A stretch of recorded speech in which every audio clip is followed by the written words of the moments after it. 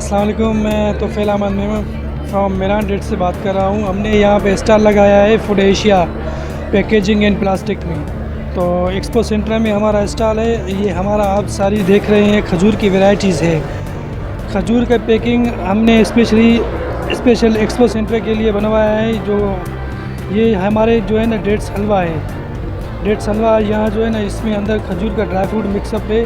और ये जो है ना हमारे पास खजूर का अचार है, बेहतरीन क्वालिटी का है, अच्छा अचार है, खट्टा मीठा होता है। और यहाँ आप देख रहे हैं सारी खजूर की वैरायटीज़ है। माशाल्लाह आज तीसरा दिन है, बहुत क्राउड आ रहा है और बहुत पब्लिक आ रही है। माशाल्लाह अच्छा रिस्पांस मिल रहा है। हमने लास्ट मंथ में भी लगाया था, फूड एग्रीकल्चर का एक्सपो था, वहाँ पे भी हमने बहुत अच्छा रिस्पांस मिला। और हमें कुछ ऑर्डर भी मिला है फॉरेन कंट्रीज़ के, यूरोपियन मुल्क। और हमारे पास जो है ना छुहारे का पाउडर भी होता है। अगर किसी कस्टमर को चाहिए होते तो आप हमारी को जो है ना ऑनलाइन ऑर्डर भी करवा सकते हैं, ताकि आपको पूरे पाकिस्तान में होम डिलीवरी मिल जाएगा। जी सर।